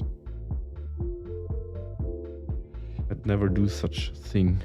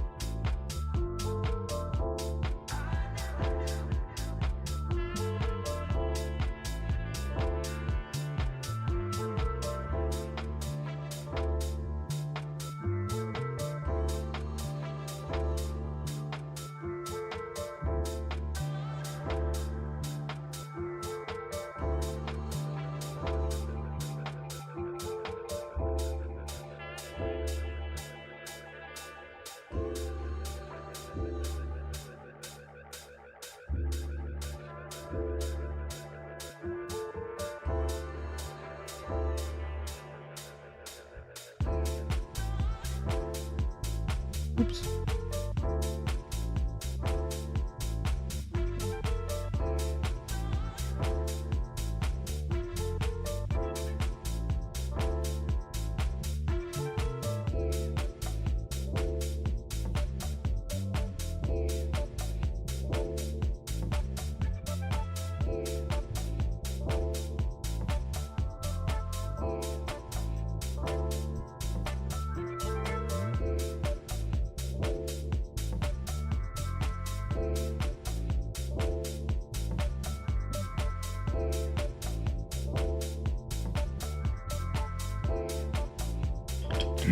Okay, I think I'm going to do some 5 final minutes here because I'm getting hungry and I need to prep dinner. So if you have any questions left, drop them in the chat, please. I may be live again with this illustration.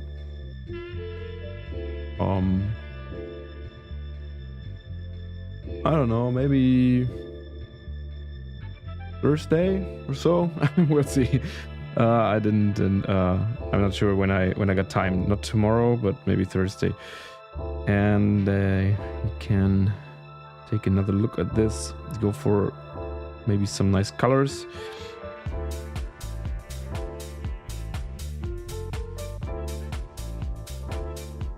I just turned you on, and I'm sorry. so sore.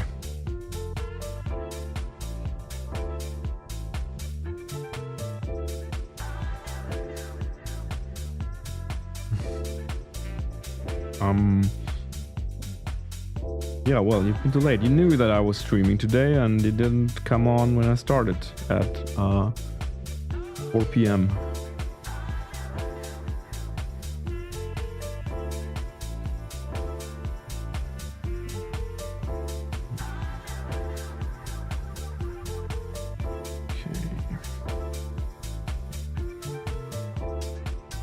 Nice to give these shapes under martini water a little bit of a wavy form, so it looks like there's a little bit of movement in the surface.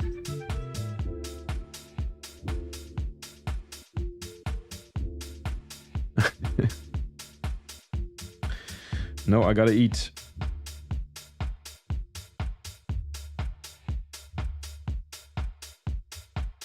I should do a grumpy stream sometime where I'm just really hungry and pissed. And all I get is water for 6 hours. It'd be a great experiment to see how that affects my art and the content of my art.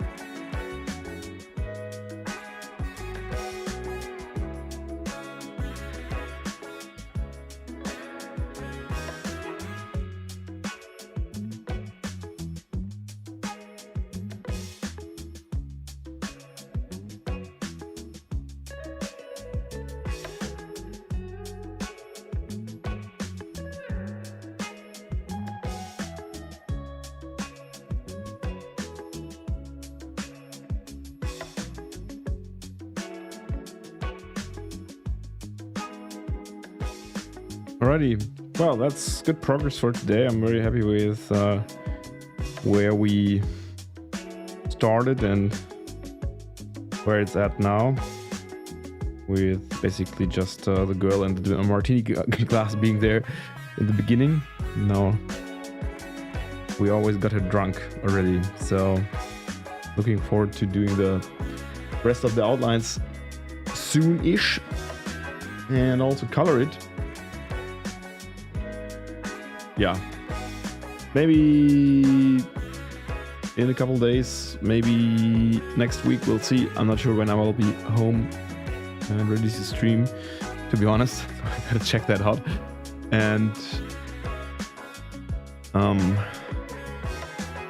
I will be back sometime. You'll see. It'll be a surprise. Alright guys, thanks for watching today. It has been a pleasure being on again. As always, I enjoyed this a lot and think I should do this more often, and then we don't see each other for 3 months. But it is what it is. Thanks for the nice chat, you people, and have a nice evening. Ciao, bye-bye. See you soon.